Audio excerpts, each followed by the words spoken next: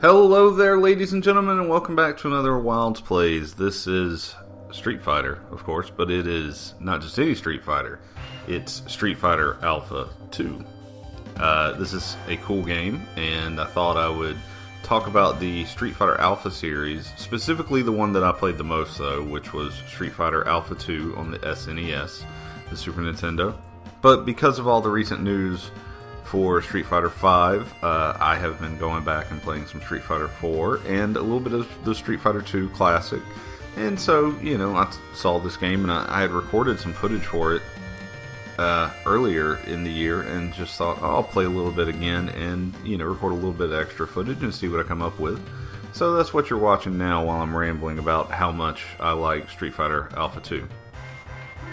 The game came out in 1996. I believe I didn't actually play it until closer to 97 or 98, though. But it came out in arcades first, obviously, earlier in the year, and then came out on several different platforms, everything from PlayStation to PC.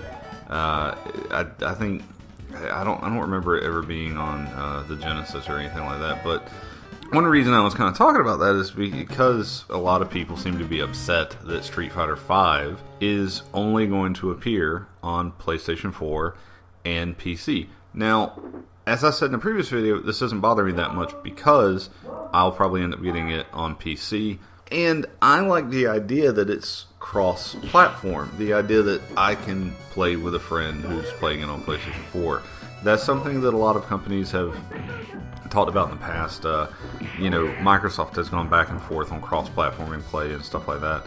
And it's just, it's one of those things where I'd really like to see it done well. It's not going to impact me as much as it will some other people, but it's still kind of a neat thing. Alright, but back to Alpha. So, this game, as you can see from this sweet action down here, is actually, it's a really good game. The pacing, I love. This game feels like the right type of action. It's not so much going on the screen that, it's hard to follow. There was a lot of new stuff that was added to this. Basically, there's 3 different levels of super combos, and you have different gauges for all that. There's the custom combo where you kind of make your own combo with the timer gauge, which I'll admit, even to this day, I still haven't really mastered. I'm not great at it. I looked up a lot of stuff, how to do different things with this, and I really like it. I've actually been playing a lot more Street Fighter Third Strike lately, so I haven't been practicing this one as much as I should have. But this is one of the first games I remember, one of the coolest things, and it's going to sound so lame when I say it, but where you could do air blocking. It's just one of the first games I remember where that was like a big deal. And that was a lot of fun. The story is kind of hard to follow, in my opinion. First of all, if you get certain region locks and stuff like that, the game is called Street Fighter Alpha Zero Street Fighter Zero instead of Street Fighter Alpha. And the game is this is a prequel. Obviously, the entire Alpha series is a prequel. But this is actually a prequel and kind of a soft reboot for Street Fighter Alpha 1. It goes back over a lot of the storyline points for Street Fighter Alpha 1 and actually kind of, I don't want to say it redoes them, but it changes a lot of stuff. It was almost like a reboot. They redid a lot of the endings, but it's kind of almost just an improved version of the same game, which no one, I'm sure, is surprised that Capcom would do this. Not Capcom re-releasing shit all the time. Yeah, okay. Moving on from that joke. The game is kind of cool for a couple of different reasons.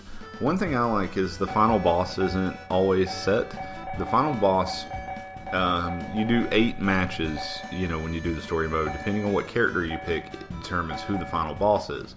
Also, each character has their own rival, and this rival only comes out after meeting certain requirements. And it took me a minute to figure that out, because not every time was I getting a rival match. And each character's rival is different, based off of who they are. And I think that's neat. It adds something kind of extra to the story that, there's so many fighting games where, okay, they might mix up all the previous people, but at the end of Mortal Kombat, I always fought Shao Kahn, or whoever. So this was something a little bit different, and it was neat that they were doing that.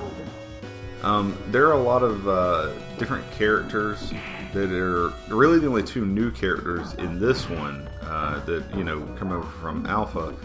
Rolento, who is a character from Final Fight, whom I like. I really like Rolento. I've been playing him a lot more in Ultra Street Fighter 4 right now, and he's a really fun character. He's not the easiest to use in my opinion, but he's cool, and I like a lot of his moveset.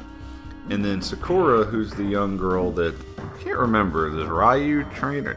No, I think Ken trains her, but she got into it because she saw Ryu fight somebody or something like that. It was weird.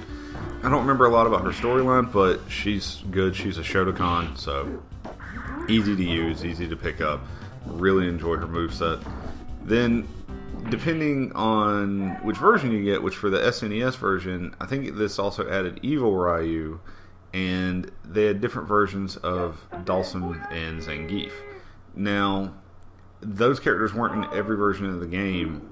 It looks like the South African... My research shows that the African version and South American versions of the games were the ones that had the least amount of characters in them. And I said South African like an idiot. Nah, you'll get over it. But the SNES version also has an unlockable version of a kind of classic Chun-Li skin and Shin Akuma. Now, Akuma is another one of my favorite characters from the Street Fighter genre. And apparently they decided that since they were making Akuma a playable character, that they needed a more evil version of Akuma to be people's rivals and to fight as a boss. So, they made Shin Akuma, which is cool. We now have Oni and other stuff in different versions of the game. So I like it. It's neat. The SNES version and the PlayStation version, because of the way that the game was ported over and altered, had long loading times. And I don't remember them being that long as a kid, but replaying it, yeah, it feels like a much longer loading time than it should be. So that's the one downside. The graphics, I really enjoy the graphics. The color palette's really nice. It felt like it had a really fresh kind of new coat of paint from Street Fighter 2 and Turbo and all the different versions of that. I don't have any real gripes about the mechanics. The game doesn't feel necessarily too hard. It doesn't feel necessarily too easy, more so. Actually, I will say it does feel a little bit easier than I recently went back, like I said, and played Street Fighter 2. I will say this game feels a little bit easier.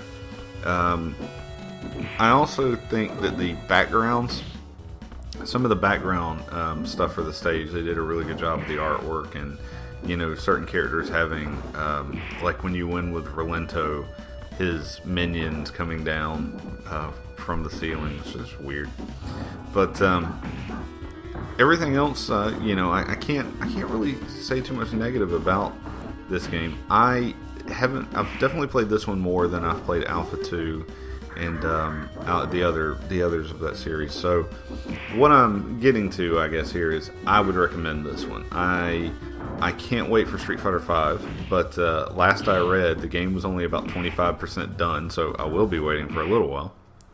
But I have plenty of Street Fighter games to play in the meantime to keep me occupied.